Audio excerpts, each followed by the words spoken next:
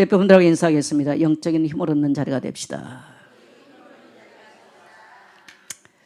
한 번 더 하겠습니다. 성도님 사랑하고 축복합니다. 예, 같이 한번 따라하겠습니다. 인생의 풍랑은 어디에서 오는가?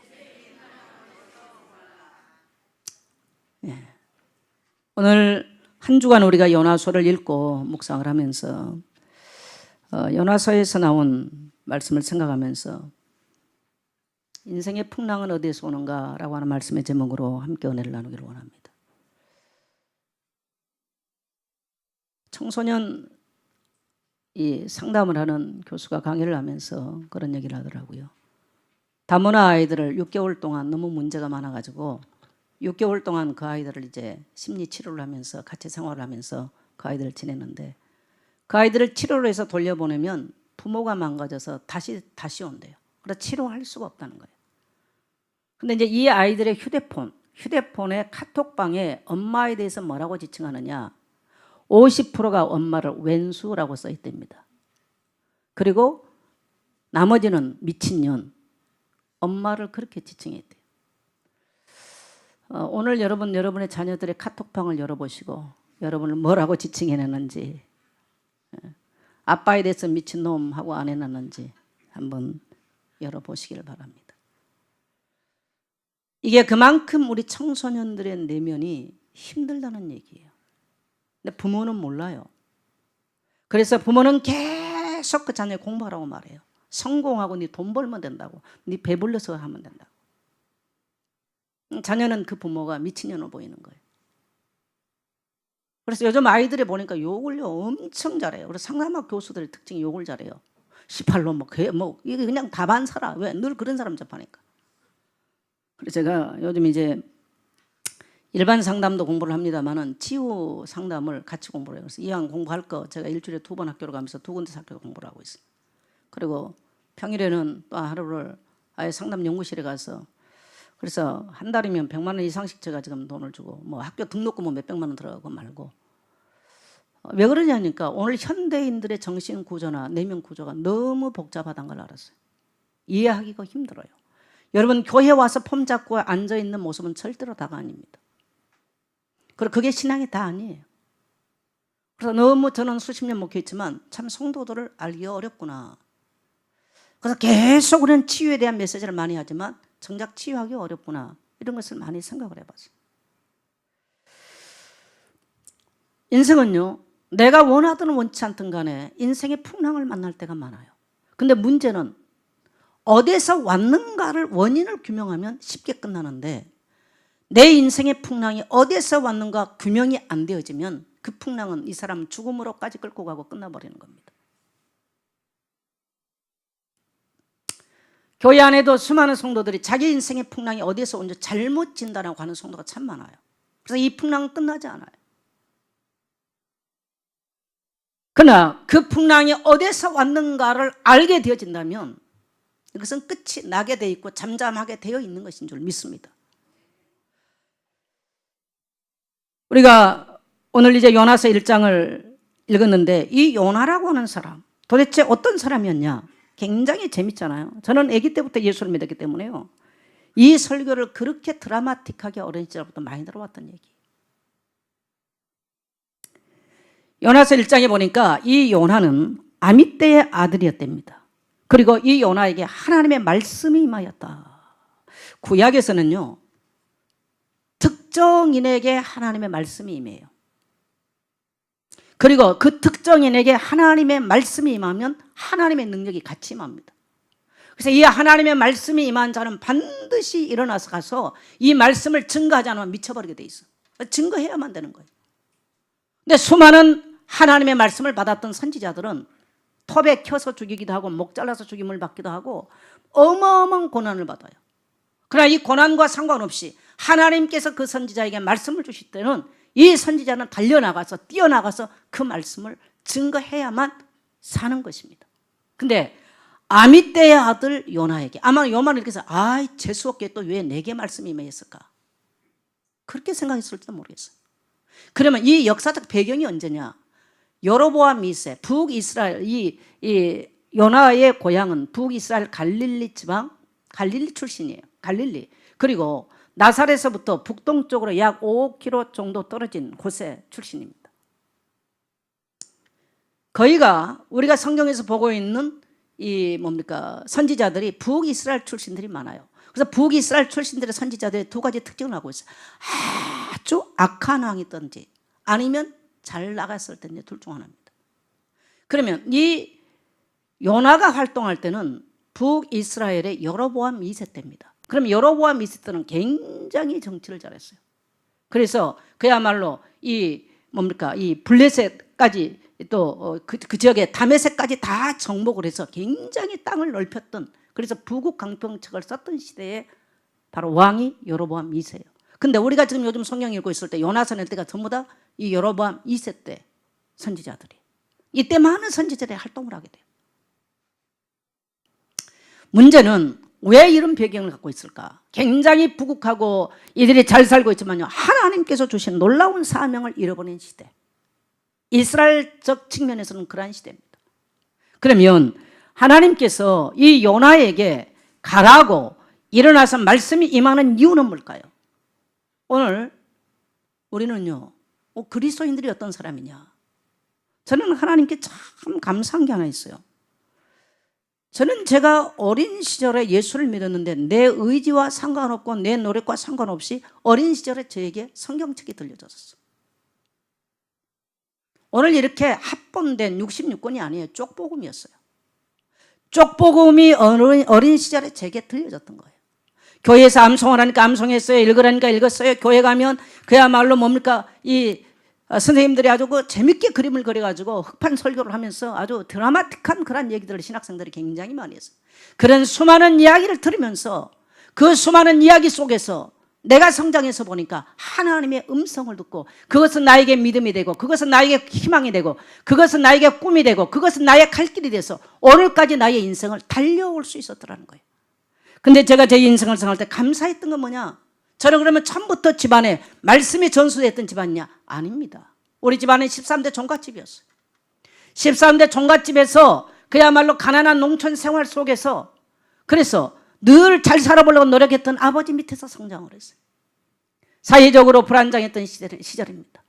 그래서 우리가 경험한 것은, 우리 세대가 경험한 것은 가난이었다고 생각해요. 그리고 늘 철되면 제사 지는 것이 제가 보고 자란 거였어요. 그럼에도 불구하고 하나님은 하나님의 은혜 속에서 나를 전폭적으로 예정하시고 택정하시고 나를 하나님의 자녀로 불러주셔서 내게 하나님의 말씀을 주셔서 내가 하나님의 자녀로 살 수 있는 구원의 은총을 내게 허락하신 줄 믿습니다. 그래서 내가 구원받았다고 하는 말은 하나님의 말씀이 내게 임하였다는 거예요. 따라합시다. 구원받은 자에게는 하나님의 말씀이 임하였다. 이 하나님의 말씀은 히브리 4장 12절 보니까 살았고 운동력이 있어요. 사람이 하나님의 말씀을 받고 나면 이게 살아서 역사를 하기 시작해요. 병든 자가 하나님의 말씀을 받으면 질병이 떠나기 시작해요. 슬픈 자가 하나님의 말씀을 받으면 그 말씀은 슬픔을 몰아내는 거예요. 가난한 자가 하나님의 말씀을 받으면 가난이 떠나가는 거예요. 정신적으로 문제 있는 자가, 불안한 자가, 슬픈 자가, 낙심된 자가 하나님의 말씀을 받으면 이 정신세계가 바뀌어버려요. 이게 하나님의 말씀의 비밀인 줄 믿습니다. 왜요? 전능자로부터 직접 왔기 때문에. 그리고 이 하나님의 말씀은 우리 가슴 속에 박히기 시작하면 재창조의 역사를 우리 인생을 통해서 이루어 가시는 거예요. 그래서 오늘 예수 믿는 모든 성도에게는요, 하나님의 말씀이 임한 자들이에요. 만일에 여러분이 이 하나님의 말씀의 증인이 되지 못했다면 역으로 생각해야 돼요. 정말 내가 구원받은 것이 맞는가? 내가 구원받았다면 저 멸망에서 건짐을 받은 하나님의 메시지가 내게 있는 거예요. 말씀이 있어요. 그래서 교회는 어린아이도 하나님의 말씀을 받았고 젖먹이도 하나님의 말씀이 임하였고 어른도 하나님의 말씀이 임하였고 목사에게도 하나님의 말씀이 임하였고 장로에게도 하나님의 말씀이 임해야 살아있는 그리스도인, 살아있는 하나님의 자녀로 살게 되는 줄 믿습니다. 그러면 하나님의 말씀이 왜 임하였을까요? 자, 2절 같이 가겠습니다. 자, 2절 같이 가겠습니다. 너는 일어나 저 큰 성읍 니느웨로 가서 그것을 향하여 외치라. 그 악독이 네 앞에 상달되었음이니라 하시니라. 자, 오늘 두 번째로는 우리가 이렇게 보니까 첫 번째는 말씀이 임하였어요. 말씀이 임하였어요.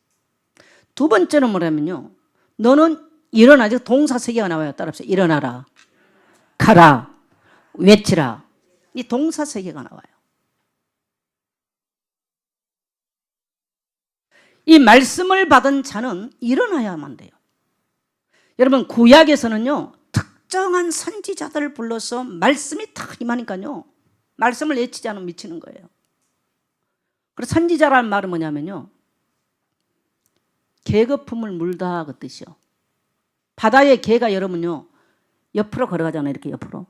그러면서 어떻게 해요? 보글보글 하얀 개거품을 물어. 선지자라는 뜻이 개거품을 물다는 뜻이요. 선지자는 개거품을 물듯이 안 토해내면 죽는 거예요. 개거품이 어느 날 개가 개거품을 안 문다, 그건 죽은 개야. 하나님의 선지자에게 말씀을 잃으면 속에서 불릴 듯 부글부글 일어나요. 전해야 돼요. 가야 돼요. 봐야 돼요. 하나님의 백성들에게 말씀이 임했다면 속에서 개거품 물듯이 일어나야 돼. 근데 율법이 일어나고 정죄가 일어난다, 사망당한 자예요.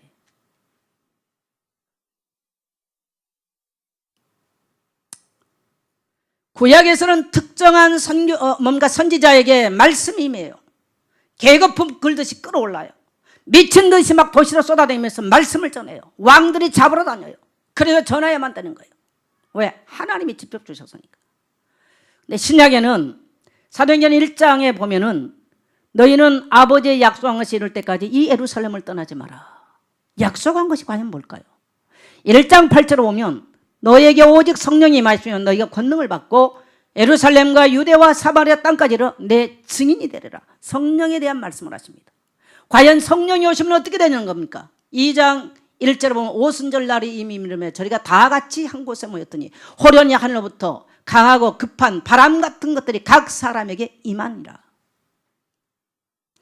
사도행전 2장에 120명의 초대교회 최초로 예수 믿었던 무리가 마가다락방에 열흘 동안 모여서 그들이 기도를 했는데 그때 급한 바람 같은 게 일어나기 시작하고 급한 불 같은 것들이 나더니 막 불의 혀, 막 불이 막 일어날 때 혀처럼 갈라지잖아요. 이게 각 사람에게 임하더라는 거예요. 2절에 보니까 각 사람에게 임하였어. 그래서 3절에 보니까 저들이 성령의 말하게 하심 따라 다 저들이 말을 하기 시작했어요. 한마디로 말하면요, 사도행전 2장에는 성령이 임하니까 각 사람의 혀가 풀렸다는 거예요. 혀가 풀리고 그들이 뭘 합니까? 각 사람이 성령의 말하게 하심 따라서 말을 하기 시작했어요. 그래서 예수 믿는 오늘날 정말 하나님의 성령이 임한 자들에게 성령이 오셔서 우리의 혀가 풀어지게 했어요. 절망을 노래했어요. 낙심을 노래했어요. 슬픔을 노래했어요. 소망이 없음을 말했어요. 그런데 예수 믿고 나니까 내 혀가 풀려서 내 안에 참 생명이 있고 내 안에 소망이 있고 그리스도는 모든 인생의 문제 해결자라고, 그리스도 안에는 영원한 생명이 있다고, 그리스도 안에 살 길이 있다고, 그리스도 안에 죄와 저주의 권세를 이길 수 있는 길이 있다고 말하는 것이 바로 그리스도인 줄 믿게 되시길 바랍니다. 그 혀가 풀려야 돼요. 원수마귀는 그리스도인의 혀를 잡아버렸습니다. 성령이 오셔서 일어나니까 낙심하고 절망 가운데 앉는 우리에게 힘을 주시고 우리의 혀를 풀어서 말하게 하세요. 여러분, 예수 믿으면 어느 날 돈보따리에 떨어진다고 생각하면 큰 오산이에요. 절대 그리스도인의 행복은 소유에 있지 않아요. 정태기 교수가 쓴 숨은 상처 치유라고 하는 책 첫 페이지를 보면 이게 나와요. 오늘 어부가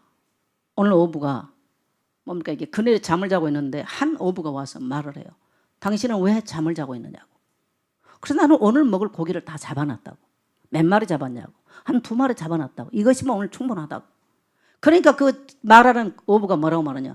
아니 그것 가지고 되겠느냐. 열심히 더 많이 잡아야지. 그러나 이 어부가 대답을 합니다. 아니 많이 잡으면 뭐 하는데요. 많이 잡으면 배를 크게 짓고 큰 그물을 사고 고기를 많이 잡는다고. 그럼 많이 잡으면 어떻게 되는데요. 행복해진다고. 그러니까 이 낮잠 자던 이 어부가 말합니다. 그러면 당신 보기에 나는 불행하게 보입니까? 당신보다. 여러분, 굉장히 철학적 질문인데 이게 여러분 좀 이해가 되세요? 이해가 되시면 뻥뻥 한번 해보세요. 사람들은 그렇게 착각하고 살아요. 큰 배를 만들어 가지고 어마어마한 큰 그물을 싣고 어마어마한 고기를 많이 해갖고 많은 사람을 부리면 행복하다고 생각해. 그럼 우리나라 제일 대기업 삼성 이건희 회장이 가장 행복한 사람이 돼야 돼요. 저는 단연컨대 저는 이건희 회장보다 행복하다고 저는 단언합니다. 저는 통장에 돈 하나도 없어요. 마이너스예요. 매월 제가 수업하는데 매월 100만 원씩 들어가요. 적은 돈 아니에요. 다 마이너스 적자로 해요. 그러나 제 인생 마지막 제가 앞으로 마스터 플랜을 볼 때 공부하지 않으면 안 되겠구나. 왜? 너무너무 세상이 변하니까. 그래서 제가 해요. 그러면 돈 없는 제가 이건희 회장보다 제가 슬플까요? 저는 단연컨대 제가 더 행복해요. 이건희 회장보다 제가 이 스마트폰은 조금 더 싼 거 들고 있을지 모르겠어. 그리고 자동차가 이건희 회장은 저처럼 15년은 안 타겠죠. 저는 15년 타가지고 뭐 여러 가지 문제가 있어. 그래도 타고 다니는데 아무 이상 없어.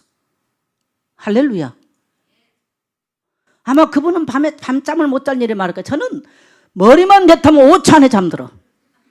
어디서든지. 우리 김혜정 선생님 내보고 야속하리만큼 어쩌면 잠을 잘 자자고 말합니다. 5초 안에 잠듭니다. 제 인생의 염려 걱정은 내가 머리 드는 순간에 주님께 맡겨버려 저는 편안하게 오늘 이 요나가 뱀이 창자가 잠자서 저는 그렇게 자버려요. 할렐루야. 그래서 막 늘어지게 잠 안 자도요 몇 시간 자고 나도 거뜬해요. 할렐루야. 제가 월요일날 아침이면요 새벽 3시 정도 일어나요. 아침에 일어나서 성경 읽고 기도하고 여러분 한 주간 보라고 다 올려놓고 7시 좀 넘으면 준비하고 8시 되면 학교 가요. 한 2시간까지 운전해서 가요. 학교 갈 때. 끝나고 집에 오면 9시. 토요일 날 똑같이. 쉽지 않은 일이에요. 눈이 힘들어서 사실 아무것도 못하겠어요.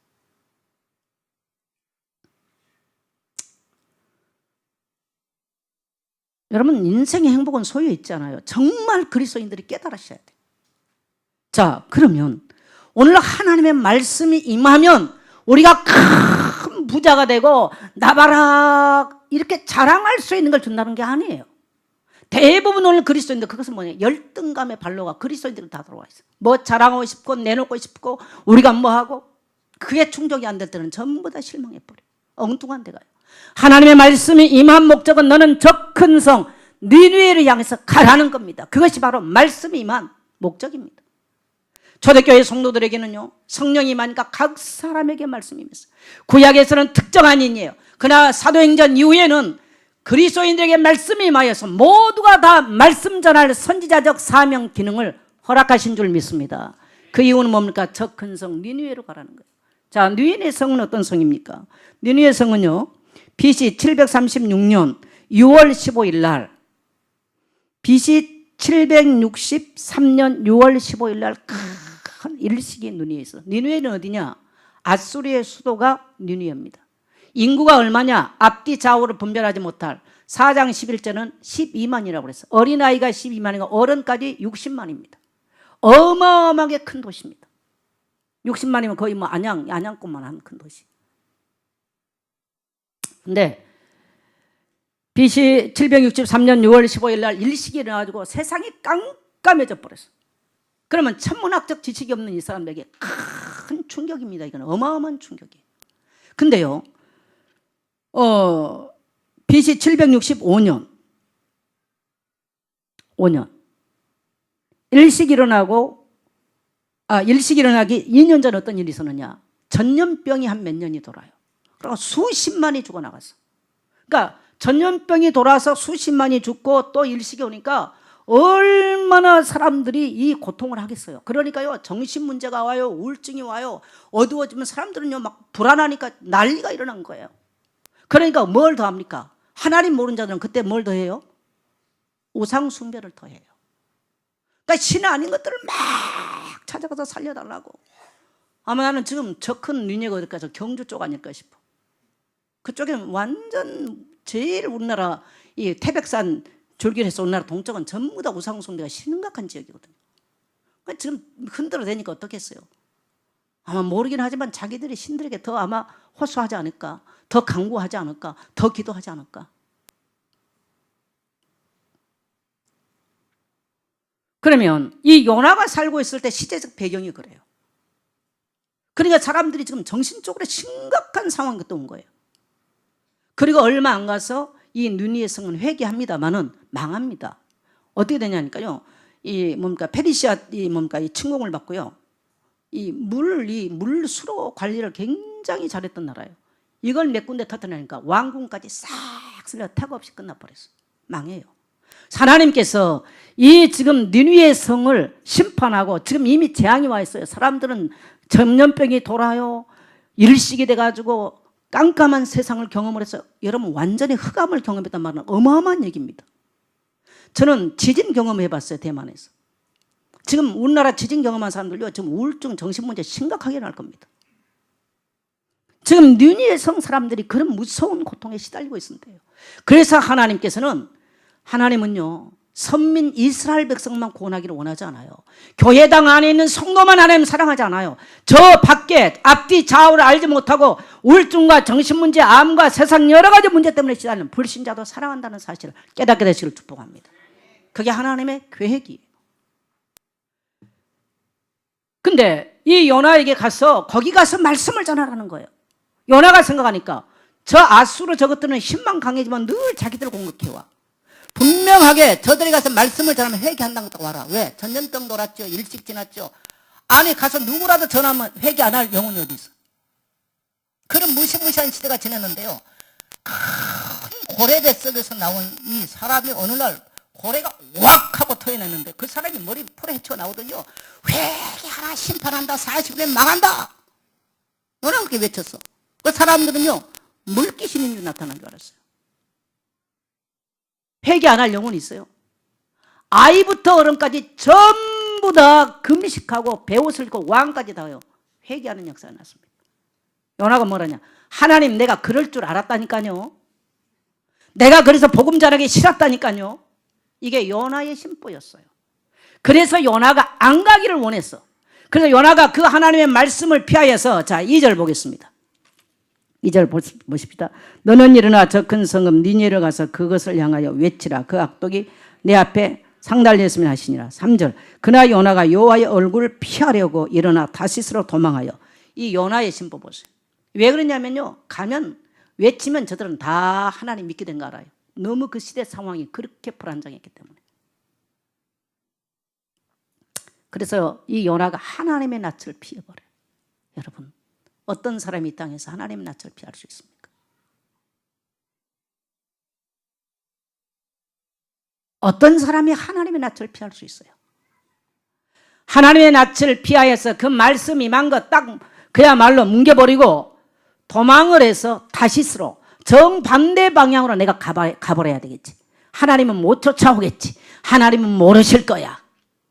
이런 심보로 다시스로를 향해서 가는 거예요.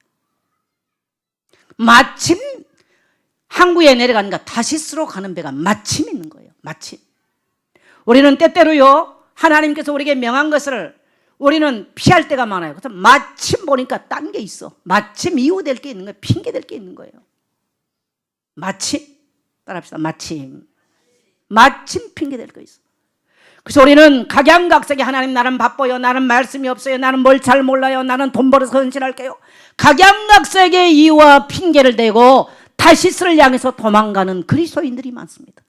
여러분 오늘 그리스도인들에게 인생의 문제가 왔는가를 오늘 말씀을 통해서 여러분이 해답을 얻게 되시기를 주 이름으로 축복합니다. 할렐루야. 그랬어요. 마침 다시스로 가는 배가 있는 거예요. 그래서 막 잘 가는 것 같아. 처음에는 막 사업이 잘 돼갖고 하나님 내가 사업에 돈 벌어서 하나님 나라 일하고 주인 걸고 내가 선교하고 선교할게요. 하나님 좀 나를 가만히 두세요. 마침 사업이 좀 잘 되는 것 같아. 다시스로 가는 배까지는 인간이 탈 수 있습니다. 그러나 여러분 기억하셔야 돼요. 따라합시다. 풍랑을 몰고 죽여가신 하나님. 하나님은 풍랑을 일으켜서 죽여가신 하나님이에요. 놀랍고도 무서운 하나님이에요. 하나님의 관점은 비록 하나님 알지 못하지만 저 이방 땅에 60만이라고 하는 영혼이 죽어가는데 관심 있는 거예요. 그래서 내 종 요나를 택하여 그에게 말씀을 주시고 가라고 명했는데 온갖 핑계를 다 대고 도망을 쳐버립니다. 도망을 쳐버려요. 오늘 많은 그리스도인들이 도망치다가 저 바다 풍랑이는 바닷가인지 던져지는 엄청난 무서운 것을 경험하는 성도가 많아요. 거기서 다시 물 가운데서 나오는 성도도 있는가 하면 아주 침몰을 버리고 끝난 영혼이 많습니다. 오늘 여러분 인생의 풍랑은 어디서 왔습니까? 우리 대한민국 지금 한번 봐보세요. 오늘 우리는 요나서를요 따라합시다. 구약의 신약, 구약의 신약이라고 그래요. 요나서를 한 번 가서 외치니까 온 백성이 다 회개해 버렸어요. 신약에 막 5천 명 몇천 명 회개했던 신약이 나타나요. 구약은 그런 적이 없어요. 그래서 요나서는 아주 하나님께서 복음 전하면 어떤 일이 일어나는가 잘 설명한 구약의 신약이라고 그래요. 그 말은요 이미 추수할 밭으로 준비되어 있어요. 우리 대한민국 보세요. 굉장히 지금 어렵습니다. 북한에는 김정일이가 자꾸 병정놀이를 하려고 그래. 자꾸 그러고 막 핵 만들었다 뭘 쌓아올린다 난리예요. 제가 2년 전에 말레이시아 갔더니요 12월 달에 전쟁이 일어난다고요 손지까지 데리고 도망왔던 학교 교사 교장 출신인데 도망왔다가 딴 데 간 분들이 계셔요. 목사도 있어. 여러분 도망가면 도망갈 데가 있을까요?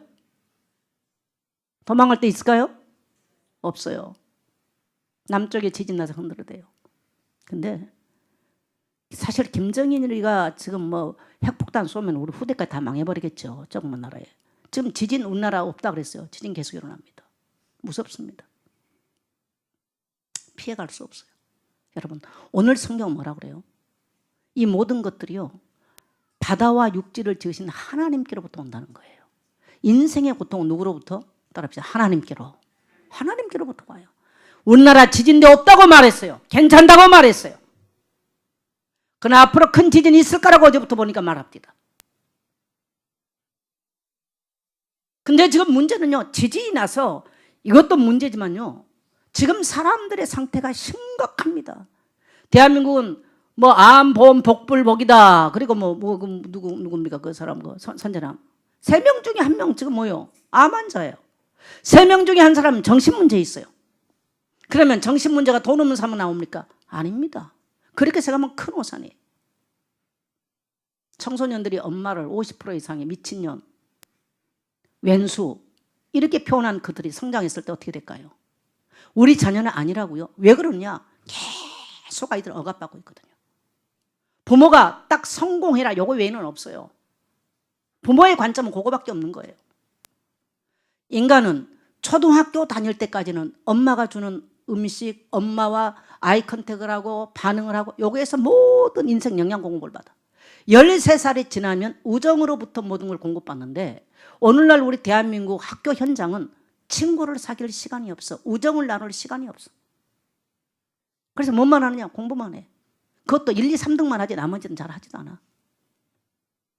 인간 취급도 못 받아. 인정도 못 받아. 자존감은 다 내려졌어. 자신감 하나도 없어. 이 아이들의 속에가 분노가 차올랐어. 우울감이 가득해 있어.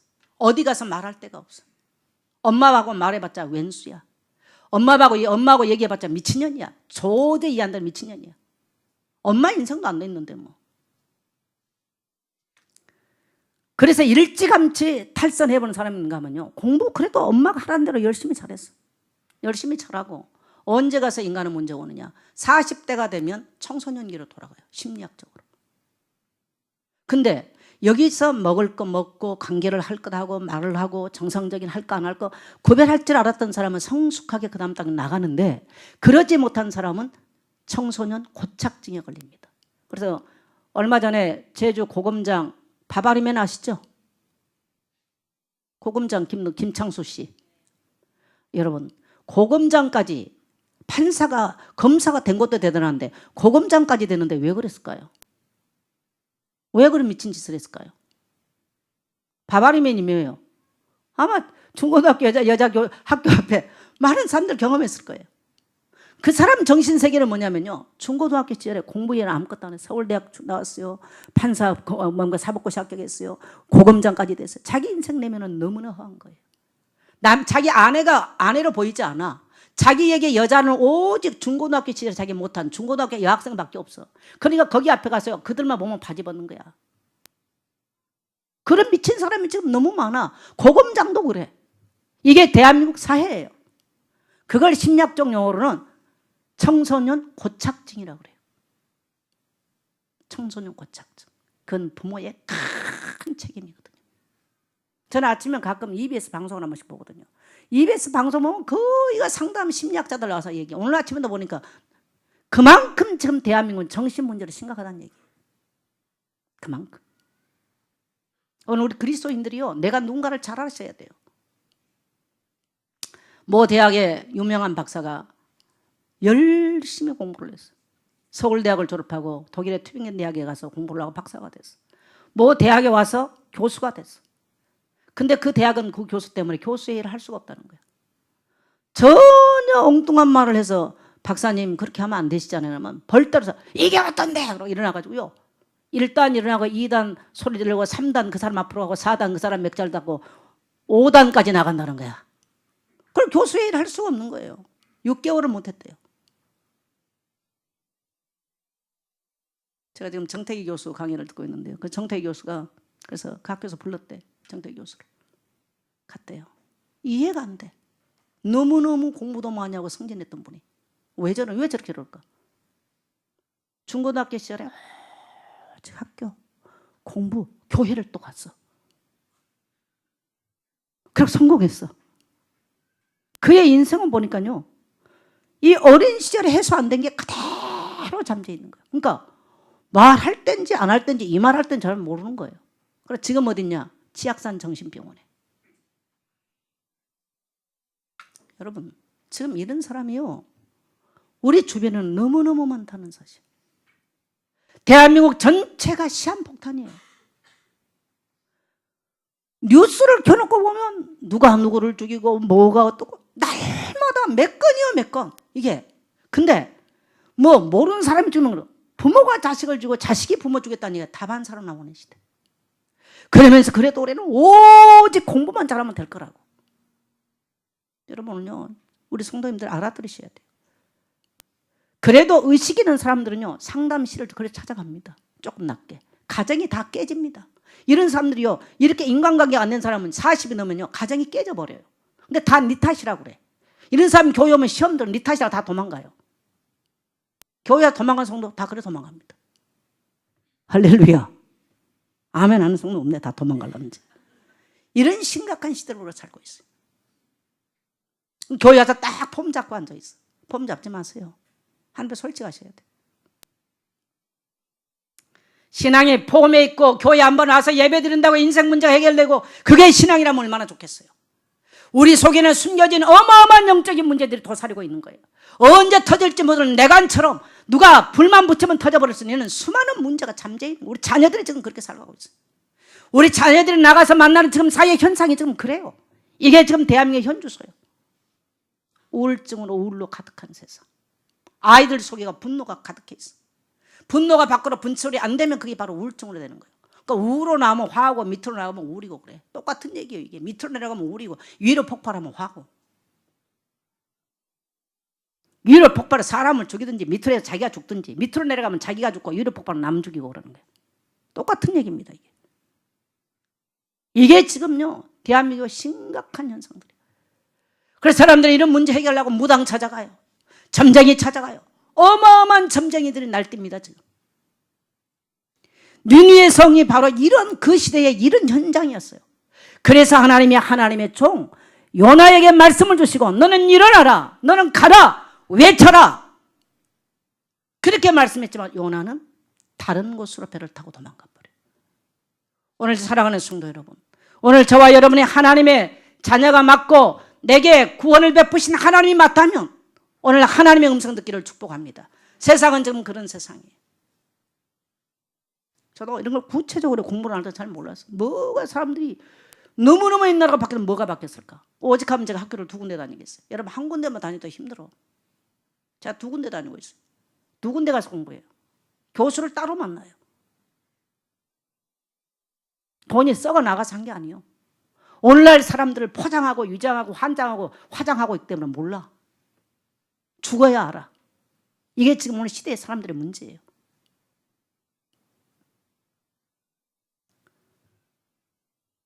오늘 하나님께서 나에게 왜 말씀을 주시고 구원을 주셨는가? 이런 세상에 나가서요, 하나님의 말씀을 증거해서 앞뒤 좌우를 분별하고 내 인생의 문제가 왜 왔는지 복음을 모르면요 재앙이 와서 죽습니다. 사명을 못 깨달으면요 풍랑이 일어서 물속에 던져지는 거예요. 두 개가 똑같아요. 니느웨는 지금 복음 못 깨달으니까 재앙과 심판이 왔어. 오늘 요나에게는 뭐가 왔어요? 풍랑이 일어난 거예요. 그리스도인들의 풍랑은 하나님의 낯을 피하면 풍랑 오는 겁니다. 그래서 뭡니까? 따라합시다. 저 현장으로 가라. 저 니느웨로 가라. 바로 그거예요. 그래서 모든 성도님들, 어려운 성도님들 자녀들에게 공부 잘해라. 여러분 공부 못해도요 공 하나만 잘 쳐도 성공하는 시절이야. 개념을 바꾸셔야 돼. 또 막말로 이 땅의 인생은요 하나님의 자녀는 하나님의 책임지십니다. 그 믿음이 확실하지 않으면 이 세상 못 살아가요. 돈 관리하고 어마어마한 배를 만들고 어마어마한 건물 하면 못해요. 배 한 번 뒤집히면 끝나는 거. 인생 한 번 뒤집히면 끝나는 거예요. 여러분 우리가 배를 타고 도망까지는 갈 수 있어요. 그 다음에는 풍랑 있고 다 없애는 겁니다. 인생 거기까지는 할 수 있어. 그 이상은 우리가 못하는 거예요. 오늘 이게 무슨 말씀입니까? 바로 전도, 선교에 대한 메시지입니다. 저는 이 요나서를 읽으면서 굉장히 양심에 찔린 바를 많이 경험했어요. 굉장히 많이. 저는 어린 시절에 예수 믿고 항상 하나님 앞에 내가 복음에 비친 자입니다. 나는 교회에 비친 자입니다. 이 복음의 빛을 갚기 위해서 나는 살겠습니다. 목회자로서 담임 목사 이 자리가 저는 중요하다고 생각하지 않아요. 지금 저 현장에는 수많은 영혼들이 죽어가고 있어요. 제 가슴 속에 그것이 불타서 하나님의 종이 됐어요. 천막을 쳐놓고도 세계 곳곳에 선교사를 파송했어요. 수많은 선교사들 이상한 짓도 많이 한 거 봤어요 제가. 그럼에도 불구하고 저는 이 말씀을 묵상하면서 정말 하나님 앞에 그렇구나. 이 사명을 우리 그리스도인들이 놓쳐버리면 이 풍랑은 피할 길이 없구나. 오늘 여러분 하나님의 음성 듣기를 축복합니다. 여러분이 가지고 있는 냉정하셔야 돼요. 내가 진짜 복음을 알았는데 인생에 문제가 왔냐? 그건요 하나님의 낯을 피했기 때문에. 아니면 왜 끊임없는 재앙이 들어오느냐? 복음 못 알아들으면 재앙이 와요. 이거 해도 망하고 저거 해도 망해요. 그건 재앙이에요. 그럼 복음을 난 교회에서 목사가 하나님 앞에 중요하지 않아. 나 교회 장로 하나도 안 중요해요. 나 교회 권사인데 권사 하나도 안 중요해요. 복음이 이해 안 되면 재앙을 막을 길이 없고 하나님의 말씀으로 구원받은 하나님 제가 사명을 못 깨달으면요 인생의 풍랑을 피할 길이 없다는 사실이에요. 오늘 깨닫게 되시기를 주의 이름으로 축복합니다. 우리 김우경 목사님이 제 사랑하는 친구, 항상 그 양반은 저를 소개할 때 내 사랑하는 친구 그렇게 소개해요. 큰 선교회를 이끌고 있어요. WMTC 한 200명 선교회를 이끌고 있어요. 저한테 늘 요청을 했어요. 많은 사역 요청을 했어요. 제가 코멘트를 안 했어요.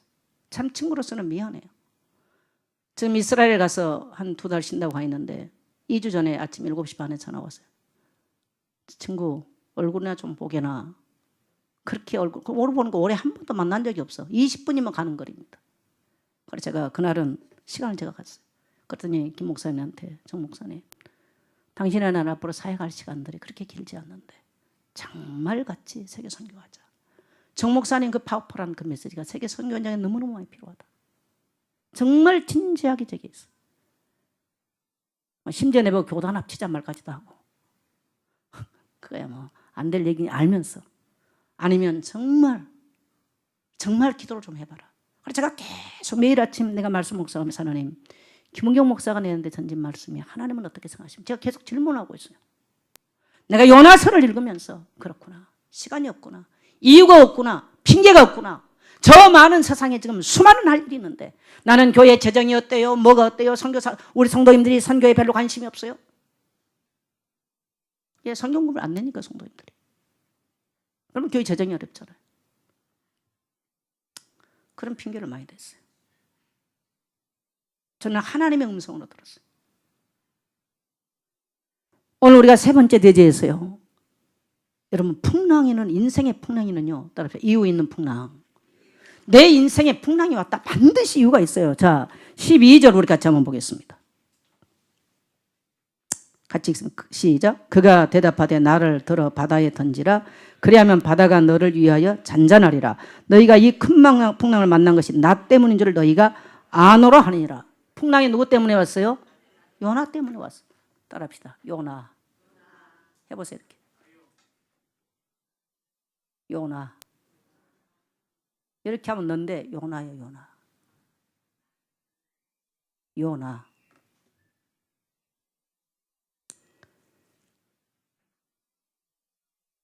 다시스로 가는 배를 타고 가면 하나님은 모르겠지 하고 갔어요. 하나님 안 보이시지롱. 아이들 말로. 그리고 도망했어요. 배 저 밑창에 가서, 요나도 나처럼 잠을 잘 잤던가 봐. 배 밑창에 가서 잠이 깊이 들어버렸어요. 풍랑이 난지도 몰랐어. 돌이켜 일어나서 보니까 난리가 났어요. 짐을 다 집어 던졌어. 누구로부터 왔는지 제비 뽑자. 뽑았는데 요나가 잡혔어. 그리스도인들은 가정에 문제가 일어나고 환경에 문제가 일어날 때요, 따라합시다. 나 때문에. 나로부터 추격이 돼. 자, 내가 하나님 앞에 사명을 감당을 못하면요, 큰 풍랑에서 첫째는 경제 손실이 와요. 경제적 손실이. 이 경제적 손실이 이미 와 있는 배를 타고 가면서 엉뚱한 데를 향해서 가면서 경제 회복에 따르면요, 얼마 안 가서 하나님이 추격을 하세요. 하나님이 풍랑을 몰고 추격해 오신다는 사실을 깨닫게 되시기를 축복합니다. 큰 손실을. 여러분이 그렇게 살면 여러분의 가정의 경제 손실이 와버려요. 여러분의 자녀의 인생에 문제가 와버리는 거예요. 교회가 이 사명 놓쳐버리면 교회가 다 어려워져요. 중직자가 이 사명 놓치면 가정도 어렵고 교회도 어렵고 다 어려워지는 거예요. 오늘 여러분의 인생이 어렵고 교회 어렵고 성도를, 중직자를 다 어려워요. 지금 제가 우리 교회 봤을 때. 우리는 말이야 대한민국 경제가 어려워서 그렇다. 물론 그것도 있어요. 없지 않겠죠. 대한민국 경제는 왜 어려워졌을까요? 그렇게 가난했던 대한민국이 단 몇십 년 만에 세계 경제부국으로 발돋움한 배경이 뭡니까? 저는 알아요. 전폭적인 하나님의 능력이었어요. 삼천리 방방곡곡에 하나님의 교회를 세우고 수많은 사람들이 삼천리 방방곡곡에 민족복음을 위해서 외쳤고 수많은 사람들이 울부짖고 하나님의 나라를 위해서 기도했어요. 그 결과가 어마어마한 복을 주셨는데 몇 대를 내려가지 못하고 대한민국은 파산에 이르고 합니다. 대한민국 우울증 걸린 나라로 바꿔버렸어요. 대한민국은 정신병동으로 바뀌어버렸어요. 그리스도인들은 나는 이렇게 잘하고 있어요. 나는 이렇게 복을 받고 있어요. 올해는 이렇게 뭐 하고 있어요. 전부 다 자기 자랑하고 자빠져 있어요. 이게 지금 우리 현 주소요.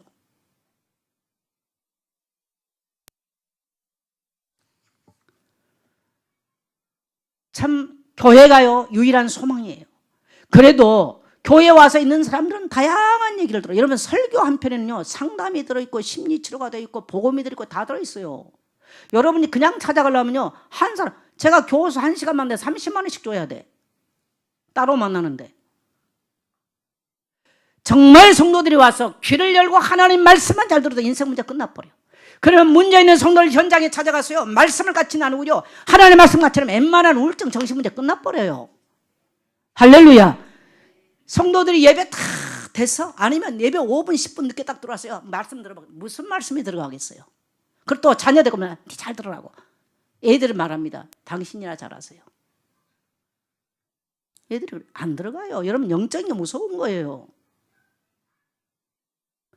누군가는 하나님 앞에서 나 때문입니다 하고 깨지는 자가 나와서 그 심령이 쏟아져 하나님께 연락이 돼야 놀라운 하나님의 기적을 경험하게 되는 줄 믿습니다. 여러분 젊은이들 직장이 없다 돈이 없다. 아니요. 복음이 없는 거예요.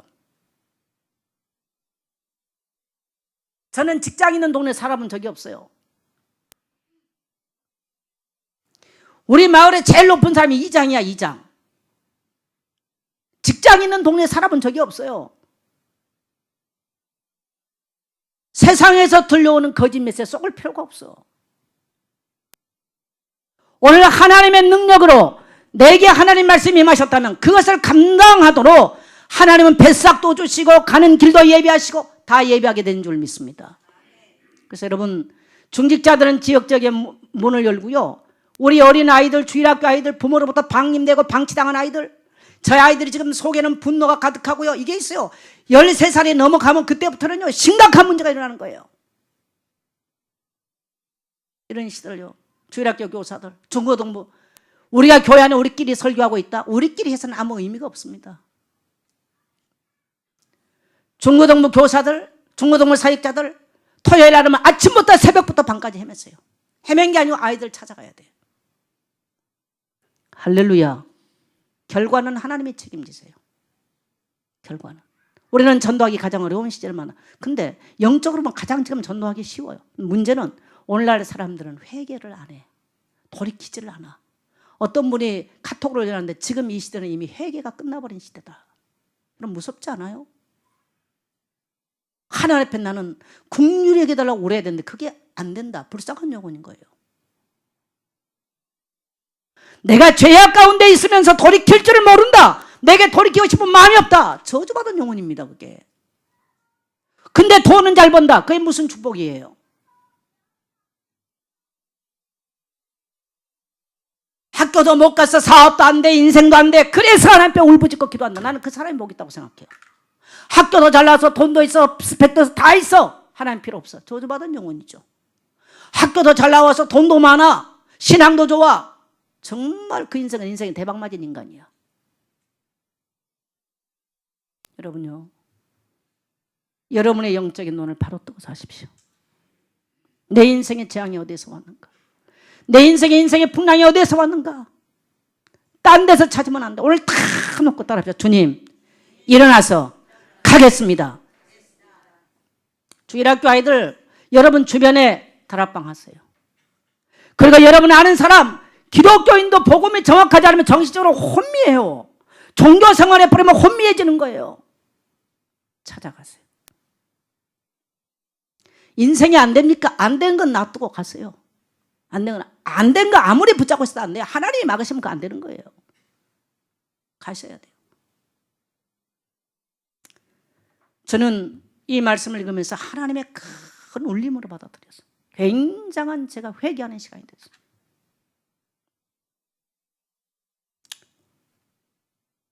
결론 맺습니다. 여러분, 성경을 읽으면 내가 보이고 하나님의 뜻이 보여요. 그래서 성경 읽는 거예요. 그리고 하나님은 그 말씀을 통해서 내게 말씀하세요. 그게 하나님의 음성이에요. 내게 말씀이 임하면 하나님이 그 말씀에 책임지시고 그 말씀은 살아서 성취를 하십니다. 우리 모든 성도의 가정 안에서요, 여러분 자녀가 정신병원을 가기 전에, 서울대학 나와서 유명한 고수인데 치약산 정신병원을 가는 것처럼 그러기 전에 여러분 자녀들에게 하나님의 말씀으로 소통을 하세요. 그리고 하나님께 말씀하세요. 전도하겠습니다, 선교하겠습니다 고백하세요. 따라합시다. 전도하겠습니다, 선교하겠습니다. 내년 추석은 11일 동안입니다. 내년부터는 여름에 교회에 수련회 없다고 그랬습니다. 추석 세는 돈 아껴가지고 선교지로 나가십시오. 선교지로 가서 보세요. 저는 하나님 앞에 새로운 시작하기를 원해요. 솔직히 우리끼리 앉아있다가 마음에 안 들면 나가 이거 계속하면 별로 의미가 없다는 생각 들어요. 지금 집집마다 아이들 문제 심각해. 근데 부모만 딱 엄마만 모르고 있어. 아이들 속에가 분노가 가득하고 위장하고 포장. 아이들 벌써 하는데 몰라. 13살만 되라 그거 기다리고 앉아있어. 다 그때는 못해. 그래서 사춘기라고 그래. 얘들이 미쳐버리는 시기. 그게 온갖 상처가 다 나와. 나는 옛날에는 사람이 그렇게 상처가 많은지 몰랐어. 뭔 상처가 그렇게 많은지 모르겠어. 이 상처의 파동이 안 잡히면요 인생 되는 거 하나도 없어요. 그래서 늘 속에서 우라가 치밀은 사람 상처 잡아내야 돼요. 그건요 여러분요 성령이 사로잡히지 않으면 안 되는 거예요. 할렐루야. 성령의 능력으로 기름 부음을 받든지 아니면 부르짖고 기도하든지. 서양인들은 그걸 잘 풀어내. 그래서 그들은 묵상하면 되는데 우리 동양 우리 한국 사람들은요 이 부르짖는 기도 안 하면 여러분 속에 다 쌓여 큰일 나요. 그래서 새벽 기도에 부르짖든지 밤에 나가서 기도했더니 아주 그 부르짖는 통성 기도하는 건 세계에서 한국밖에 없는데 우리 민족 정서가 그래. 그거 안 풀어내면 다 한이 쌓여. 한이 많은 민족이라. 굉장히 교회가 심리 치료를 잘했어. 할렐루야. 한국 교회가 한 게요. 영육간에 큰일 난 거예요. 그래야 우리 인생을 망가버린 이 잘못된 이 파동을 잠재울 수 있는 유일한 길입니다. 여러분, 가을이 우리에게 와 있습니다. 누가 복음을 듣고 누가 예수 안에 돌아와야 되는가? 오늘 생각하십시오. 한번 따라합시다. 지금 전도하겠습니다. 지금 전도하는 것은 오늘 여러분이 기도하는 거예요. 하나님이요, 저는 이 말씀을 대하면서 얼마나 뜨거운 마음을 주는지 제가 하나님 너무 회개 많이 했어요. 24시간 생각을 해요. 세상은 지금 그렇게 가고 있어요. 오늘 중직자 인생들 잘 안 됩니까? 우리가 중요한 하나님의 이 뭡니까 계획을 놓쳐버리면요 안 되는 겁니다. 저는 그래서 우리 성도들 중직자들 안 되는 거 내 책임이다. 내가 전도 선교 제대로 안 하노. 물론 우리 교회 수준에 비해서는 많이 한 편이에요. 그러나 그게 아니요. 성도들이 안 해요. 우리 교회 성도들 이강희 성도자 김영선 다른 교회 성도들 비해서 너무 선교 안 한다고 얘기했어요. 개인들이 안 해. 여러분 폼 잘라고 하지 마세요. 하나님께 생각해 보셔야 돼요. 힘껏 해보셨나요? 여러분 먹고 쓰고 남은 거 말고 힘껏 해보셨나요? 다시 질문하겠습니다. 우리 인생의 풍랑은 어디서 왔습니까? 진솔해야 돼. 하나님 앞에서 솔직해야 돼. 가슴에 쌓인 것이 하나님 앞에 풀어지지 않으면요 엉뚱한 데 가서 풀어냅니다. 큰일 납니다. 오늘부터 여러분 하나님을 향한 진정한 기도들이 회복되시기를 주 이름으로 축복합니다. 저는 오늘 이 본문을요 하나님의 음성으로 들었어요.